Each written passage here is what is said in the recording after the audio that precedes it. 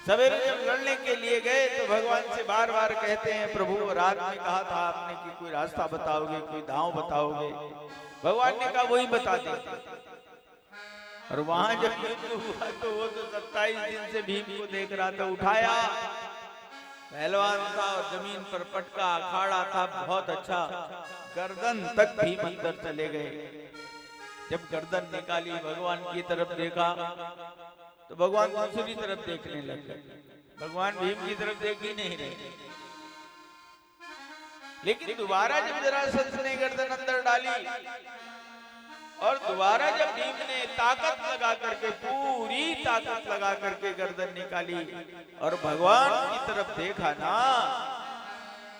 तो भीम के नेत्रों में आंसू आ गए, गीले हो गए नेत्र। लगा अब मैं मर जाऊंगा। बस उसी समय भगवान ने भीम के सामने एक ऐसे चिमटा लिया और उसको 2 भागों में फाड़ा, दाहिने का बाएं, बाएं का दाहिने फेंका। ऐसा लगा जैसे विद्युत संचार हो गया हो, बिजली सी कौंध गई। भीम जो बिल्कुल उठ नहीं पा रहे थे, गर्दन नहीं निकाल पा रहे थे, उछल करके जरासंध को उठाया और बीच अखाड़े में पटका। दाहिने पैर से बायां पैर दबा करके गुदतप पाट गया, मांस फाड़ करके रख दिया जरासंध। दाहिने पैर का बाएं तरफ, बाएं का दाहिने तरफ फेंका। जितने भी लोग थे सब सन्नाटे में आ गए। पूरा जरासंध का राज्य जानता था कि जरासंध जीत रहे हैं, लेकिन भीम जीत गए। ये क्या हुआ? कोई नहीं बोल रहा। पिन ड्रॉप साइलेंट, सुई डालो तो आवाज आ रही है। तब भगवान उठे और भीम उस अखाड़े में अकेले हाँफ रहे थे। भगवान गए और जा करके दौड़ करके गले लगा लिया, भैया भीम तुमने मेरी नाक बचा ली। भीम ने कान में कहा, थोड़ी देर और चुपचाप बैठे रहते तो सारी नाक बची बचाई रही। महाराज आप भी क्या लीला करते हो। लेकर के आए, सहदेव को राजा बनाया, जरासंध के बेटे को सहदेव को राजा बना करके आए। यज्ञ में सारे लोग आए हैं, सब बैठे हैं। इस यज्ञ में धर्मराज युधिष्ठिर ने अपने चचेरे भाई दुर्योधन को धन का अध्यक्ष, कोषाध्यक्ष बनाया। बहुत चाहते थे दुर्योधन। अच्छा, दुर्योधन को कभी दुर्योधन नहीं कहा, वो सुयोधन कहते थे। कर्ण को दान देने के लिए बिठाया। क्यों? उस समय सबसे बड़े दानी कर्ण थे। कर्ण जैसा दानी महाभारत काल में दूसरा नहीं। हमारे महाराज जी की एक पुस्तक है, महाभारत के प्राण महात्मा कर्ण पुस्तक है।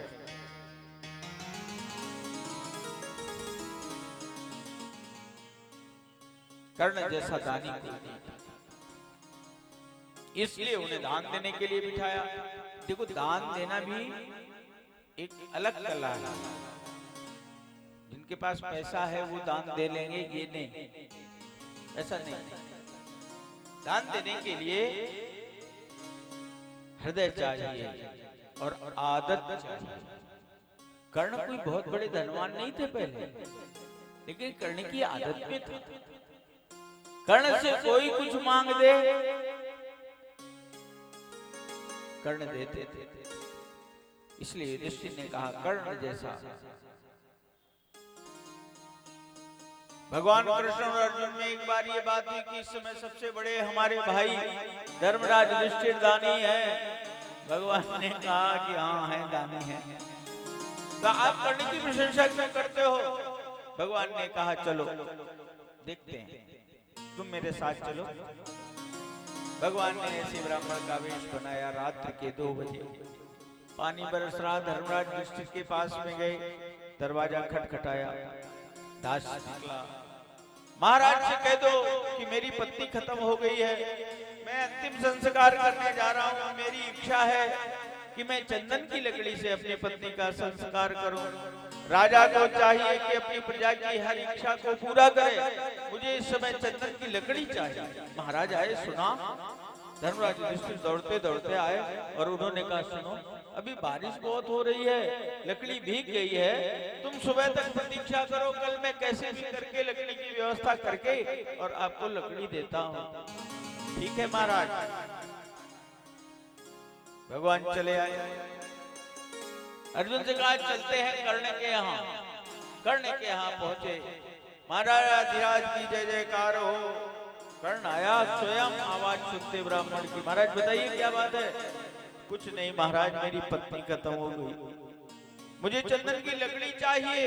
इस समय बारिश हो रही है, सब जगह लकड़ी भीगी। तुरंत लिया अपने हाथ में कुल्हाड़ा और कर्ण का जो प्रधान फाटक था वो पूरा चंदन का बना हुआ था, ओ फाड़ने लग गया। भगवान ने कहा अरे इतना सुंदर विशाल काय आपका ये जो सुंदर फाटक लगा हुआ है, रुक जाइए, दिखवा लीजिए कहीं और। नहीं नहीं महाराज, ये फाटक तो ऐसे बनते बिगड़ते रहते हैं, आपकी पत्नी का संस्कार दोबारा नहीं होगा। आपकी पत्नी के संस्कार से ज्यादा कीमत इस फाटक की थोड़ी है, हजारों फाटक बनते बिगड़ते रहते हैं। भगवान ने अर्जुन से कहा अब दोनों का अंतर देखो। धर्मराज युधिष्ठिर का भी फाटक चंदन का ही था और इसका ये एक क्षण भी, ये कर्ण का गुण था, कर्ण का गुण। इसलिए धर्मराज युधिष्ठिर ने कर्ण को दान देने के लिए बिठाया। भोजनशाला में भी को बिठाया। जो खाता है वही खिलाना भी जानता है, जो खाता नहीं है, जिसको खाने नहीं आता वो खिलाना क्या जानेगा। भगवान कृष्ण ने आने जाने वाले लोगों की चरण पादुकाओं को रखने का कार्य लिया। भोजन कर लें तो पत्तल उठाने का काम लिया। विदुर ने चित्रकारी का काम लिया, बहुत अच्छा सजाते थे। दरबार सुसज्जित करने का, और सुसज्जित करने का श्री विदुर भक्त ने काम लिया। श्री विदुर भक्त ने काम लिया। पत्तले उठाना पग धोना, पत्तले उठाना पग धोना, माधव ने अंगीकार किया। माधव ने अंगीकार किया। पत्तले उठाना पग धोना, पत्तले उठाना पग धोना। यज्ञ प्रारंभ होने से पहले सारे राजा बैठे हुए थे। समस्या ये आई कि प्रधान पीठ पर बिठा करके प्रथम पूजन किसका किया जाए।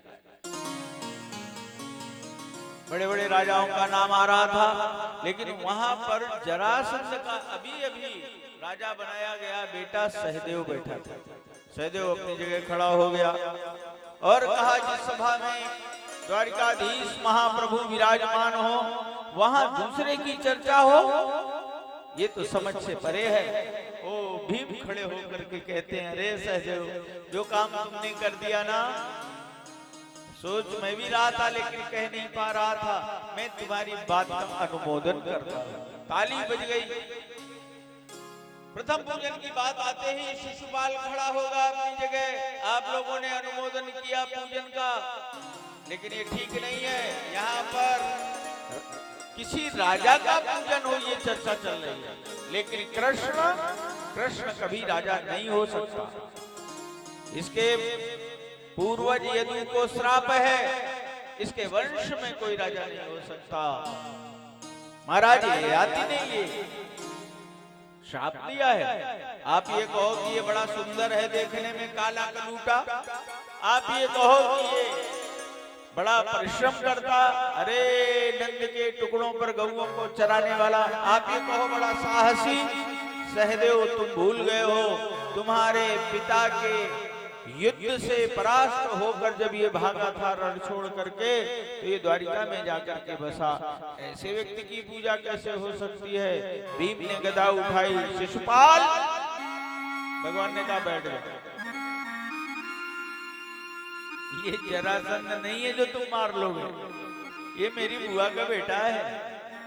और जब ये छोटा था तो इसके 4 हाथ और 3 नेत्र थे। मेरी गोद में डाला तो वो गिर गए। मेरी बुआ रोने लगी। श्रुत देवी के रोने पर, बुआ के रोने पर मैंने कहा बुआ ये मेरा भाई है। उन्होंने कहा नहीं नहीं बेटा, भाई है ये तो मुझे भी पता, लेकिन ये तुम्हारे हाथ से ही मारा जाएगा। ऐसा ब्राह्मणों ने कहा। तो मैंने कहा नहीं मेरा भाई है, 100 गाली भी देगा तो मैं नहीं मारूंगा। भीम से कहा 100 गाली का तो इसका परमिट बना हुआ है, हम ही नहीं मार सकते, तुम क्या मारोगे? नहीं मार सकते। बस इतना सुनते थे, गाली देने लगे।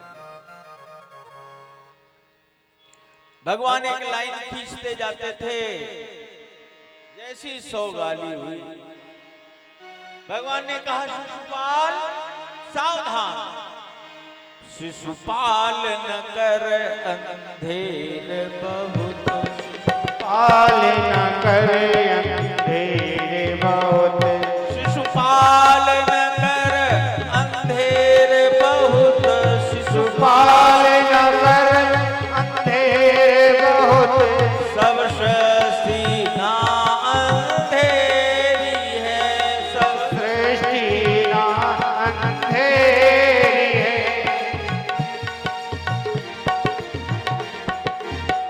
मेरी बात सुनो, बुआ को दिया हुआ वरदान पूरा।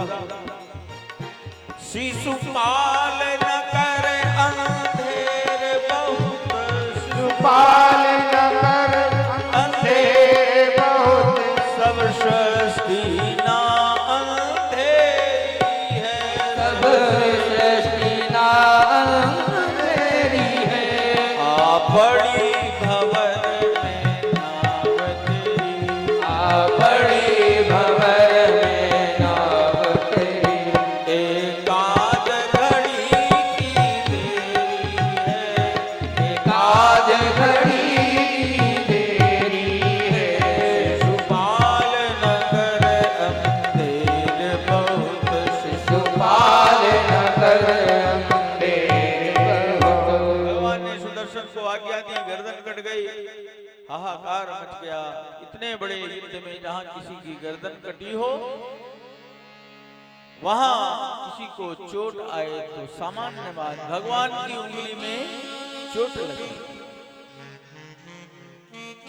खून निकल रहा